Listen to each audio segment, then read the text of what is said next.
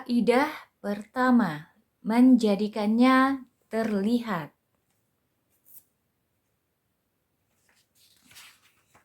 Bab 4. Sosok yang terlihat ada yang tak beres pada dirinya. Psikologi Gary Klein pernah bercerita tentang seorang teman perempuan yang datang ke acara kumpul-kumpul keluarga. Ia telah bertahun-tahun bekerja sebagai perawat dan ketika datang ke acara itu langsung memperhatikan ayah mertuanya serta menjadi sangat khawatir. "Saya tidak suka penampilan Bapak," katanya. Sang ayah mertua yang merasa baik-baik saja dengan bergurau menyahut, "Wah, Bapak juga tidak suka penampilanmu." "Saya tidak bergurau," tegasnya. "Bapak harus ke rumah sakit sekarang." Beberapa jam kemudian, laki-laki itu harus menjalani operasi kritis setelah pemeriksaan mengungkapkan arteri besarnya mengalami sumbatan dan hampir membuatnya terkena serangan jantung. Tanpa intuisi putri menantunya, ia mungkin telah tiada. Apa yang dilihat oleh perawat itu? Bagaimana ia dapat meramalkan bahwa mertuanya berisiko terkena serangan jantung? Ketika arteri besar mengalami hambatan, tubuh berfokus pada pengiriman darah ke organ-organ kritis dan menjauh dari lokasi periferal dekat permukaan kulit. Akibatnya adalah perubahan pola distribusi darah pada wajah. Setelah bertahun-tahun menangani orang-orang yang gagal jantung, perempuan itu tanpa disadari mengembangkan kemampuan mengenali pola tersebut begitu melihatnya. Ia tidak dapat menerangkan apa sesungguhnya yang ia lihat pada wajah sang mertua, tapi ia tahu ada yang tidak beres. Kisah serupa juga ada dalam bidang-bidang lain. Sebagai contoh, analis militer mampu mengidentifikasi kedip mana pada layar radar yang sungguh rudal musuh dan kedip mana yang berasal dari pesawat armada mereka sendiri, meskipun mereka sedang melaju dengan kecepatan sama, terbang pada ketinggian sama, dan terlihat serupa pada radar dalam hampir semua hal. Pada Perang Teluk, Lieutenant Commander Michael Riley menyelamatkan kapal perang ketika memberikan perintah menembak jatuh rudal itu. Padahal pada radar kedip-kedip itu tampak sama betul dengan kedip-kedip dari pesawat mereka sendiri. Ia mengeluarkan informasi yang tepat, tapi bahkan atasannya tidak mampu menerangkan bagaimana ia melakukannya. Kurator museum terkenal mampu membedakan mana benda seni asli dari tiruannya yang diproduksi dengan sangat ahli, meskipun mereka tidak dapat mengatakan apa tepatnya yang berbeda.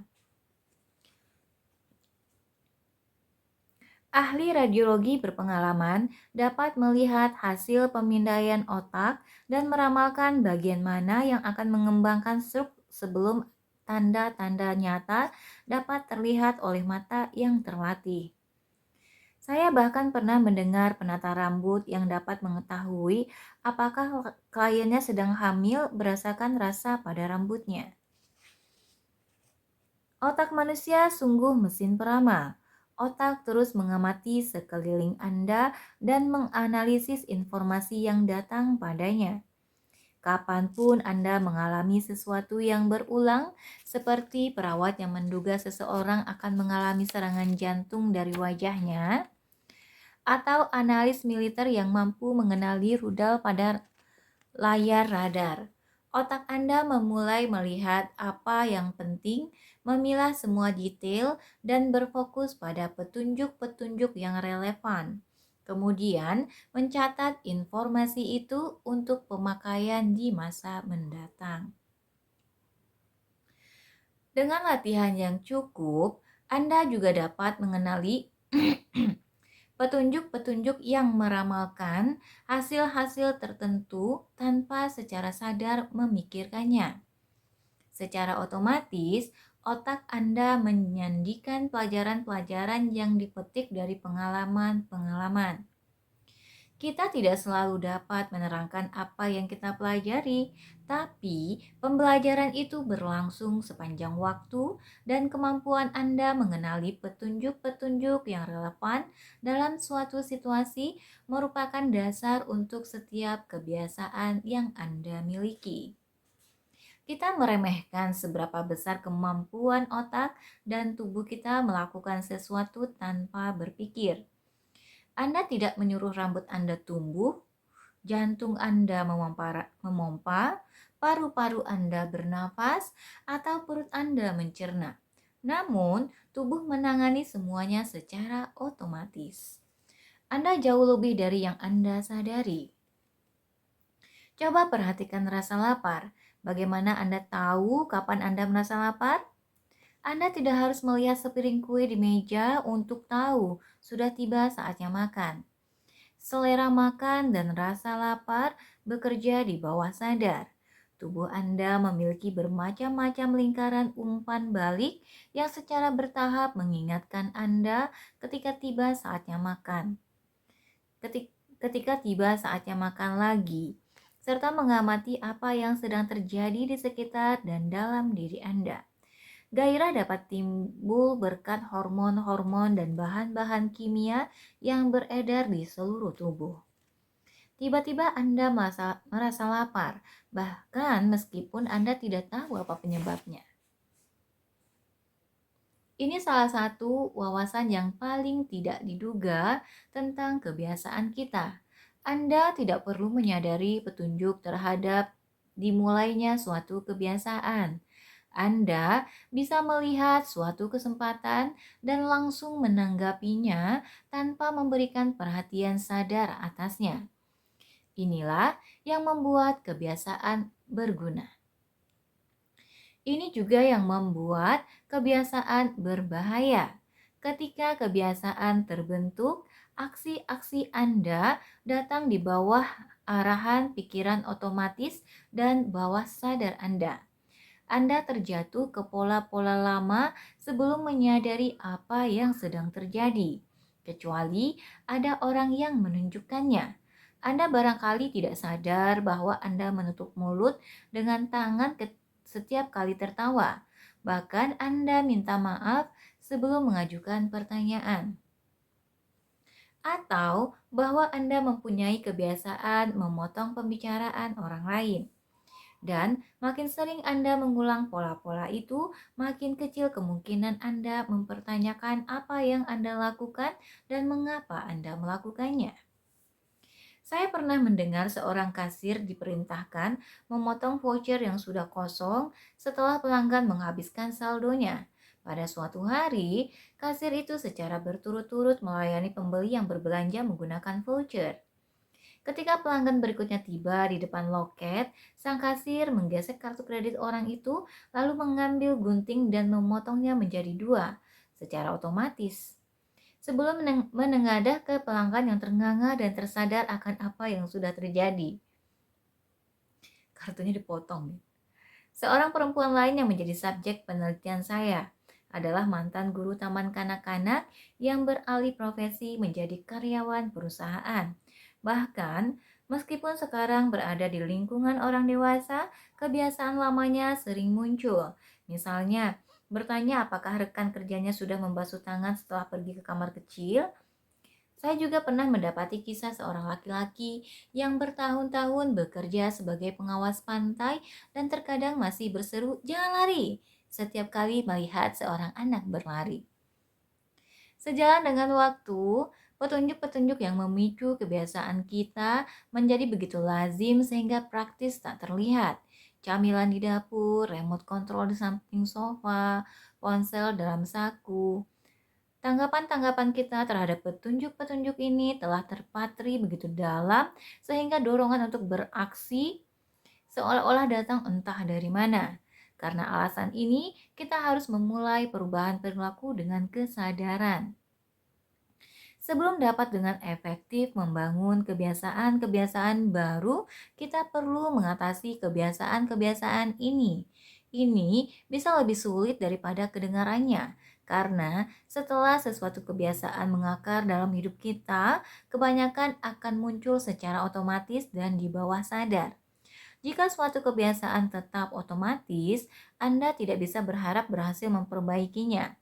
Seperti kata psikolog Carl Jung, sampai Anda membuat yang tak disadari menjadi disadari, kebiasaan itu akan mengarahkan hidup Anda dan Anda akan menyebutnya nasib.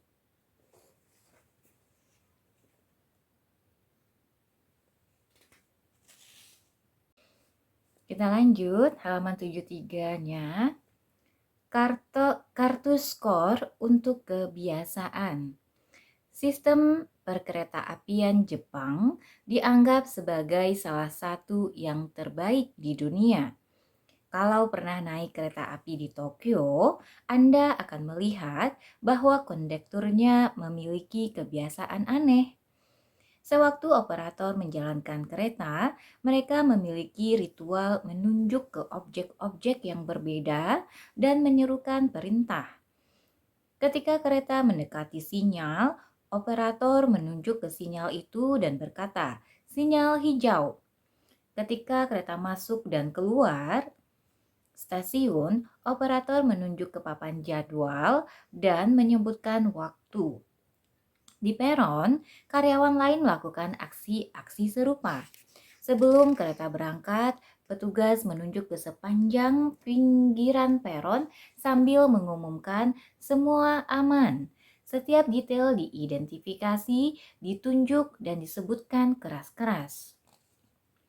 Proses ini yang dikenal sebagai menunjuk dan mengumumkan, pointing and calling, adalah sistem pengamanan yang dirancang untuk mengurangi kesalahan.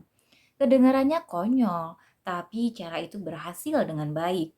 Menunjuk dan mengumumkan mengurangi kesalahan sampai 85% dan memangkas angka kecelakaan sebesar 30%. Sistem kereta bawah tanah MTA di New York City meniru dan membuat versi yang hanya menunjuk. Dan dalam penerapan selama 2 tahun, peristiwa pengoperasian yang salah berkurang 57%.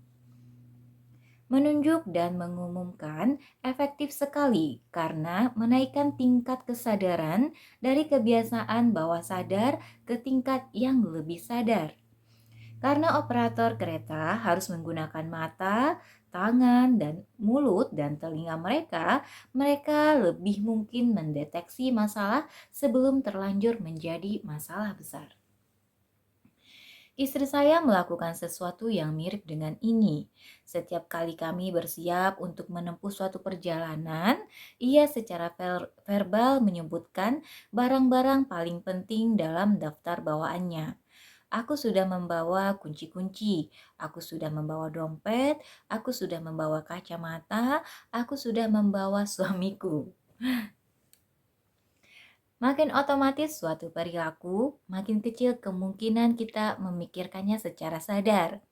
Jadi, ketika melakukan sesuatu 1000 kali sebelumnya, kita mulai melewatkan banyak hal. Kita mengandaikan lain kali akan tepat sama dengan yang terakhir kali. Kita begitu terbiasa melakukan apa yang kita lakukan sehingga tak lagi mempertanyakan apakah itu memang yang terbaik untuk dilakukan. Banyak kegagalan kita dalam kinerja terutama disebabkan oleh hilangnya kesadaran diri. Salah satu tantangan terbesar kita dalam mengubah kebiasaan adalah mempertahankan kesadaran tentang apa yang sesungguhnya sedang kita lakukan. Ini membantu menerangkan mengapa konsekuensi-konsekuensi kebiasaan buruk dapat muncul secara tiba-tiba. Kita memerlukan sistem menunjuk dan mengumumkan untuk kehidupan pribadi kita. Itulah asal muasal kartu nilai kebiasaan, habit score card, yaitu latihan sederhana yang dapat digunakan agar Anda lebih sadar tentang perilaku Anda. Untuk membuatnya sendiri, buatlah daftar berisi kebiasaan sehari-hari Anda. Di bukunya ada contohnya nanti seperti ini, diurutkan daftar-daftar kebiasaannya. Berikut contoh daftar kebiasaan sehari-hari. Ini ada di halaman 75 ya. Bangun, mematikan alarm, memeriksa ponsel, ke kamar mandi, menimbang badan, mandi, menggosok gigi, membersihkan gigi dengan benang, memakai pewangi, menggantung handuk di jemuran, berpakaian, membuat secangkir teh, dan sebagainya.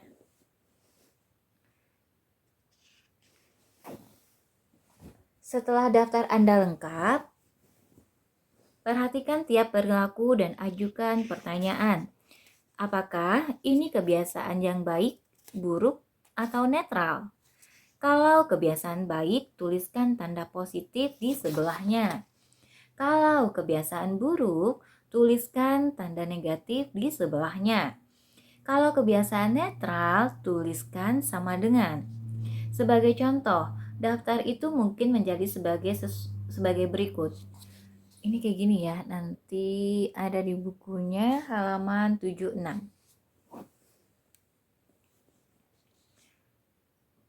Contohnya bangun, netral tulis sama dengan.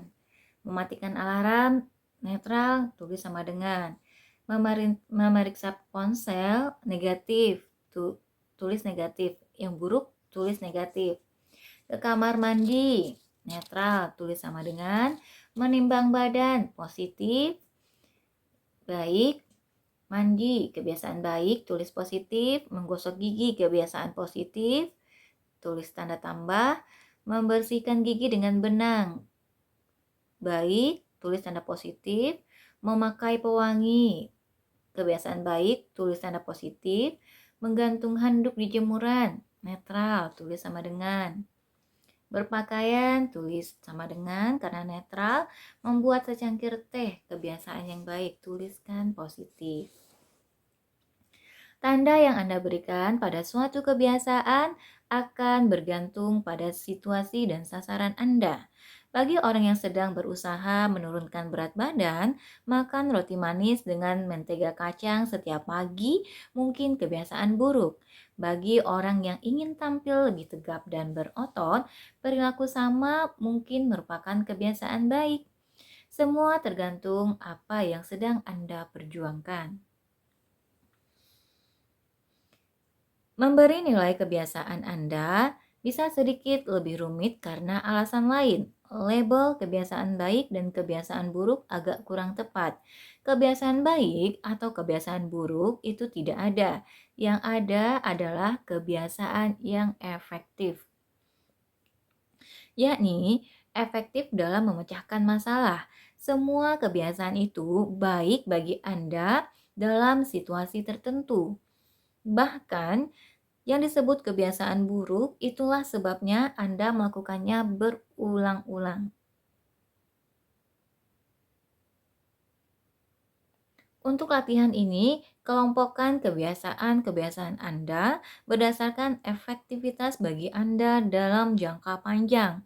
Kebiasaan buruk bisa saja memberikan hasil negatif neto. Merokok mungkin mengurangi stres saat ini. Artinya, merokok sedang baik bagi Anda, tapi dalam jangka panjang perilaku ini tidak sehat.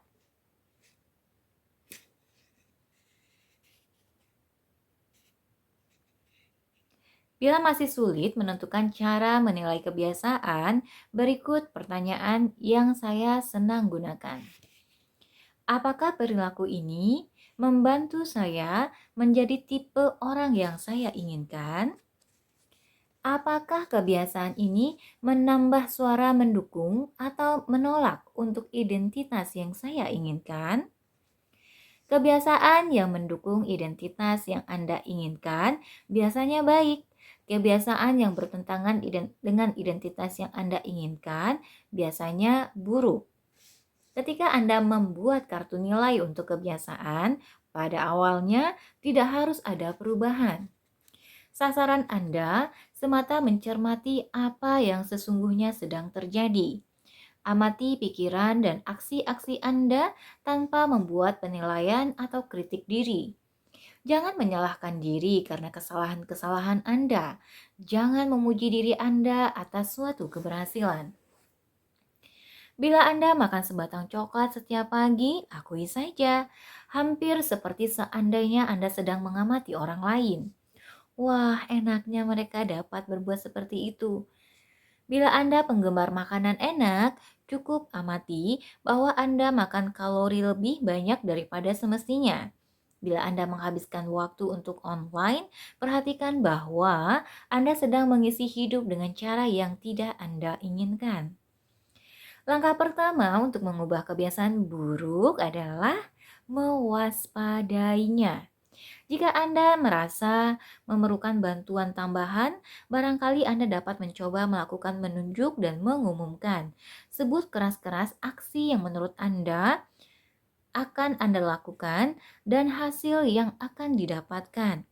Bila Anda berniat menghilangkan kebiasaan makan junk food, tapi mendapati diri mengambil sepotong kue lagi, katakan keras-keras, "Aku hampir makan kue ini, tapi aku tidak membutuhkannya." Nih, bagus nih buat yang mau diet. Memakannya akan membuat beratku bertambah dan merugikan kesehatanku. Diulangi ya. Aku hampir makan kue ini, tapi aku tidak membutuhkannya. Memakannya akan membuat beratku bertambah dan merugikan kesehatanku. Seperti mantra ya. Mendengar kebiasaan buruk diumumkan keras-keras menjadikan konsekuensinya terkesan lebih nyata. Cara ini memperbesar bobot pada aksi sebagai ganti membiarkan diri terjerumus ke dalam rutinitas lama. Pendekatan ini berguna bahkan seandainya Anda ingin mengingat satu tugas dalam daftar rencana.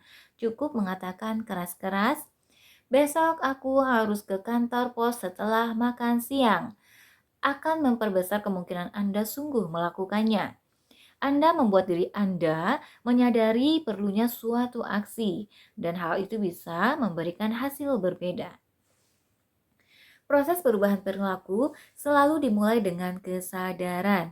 Strategi seperti menunjuk dan mengumumkan serta kartu nilai untuk kebiasaan terfokus pada membuat Anda mengenali kebiasaan-kebiasaan dan mengakui petunjuk-petunjuk yang memicunya, yang memungkinkan Anda bereaksi dengan cara yang bermanfaat bagi Anda.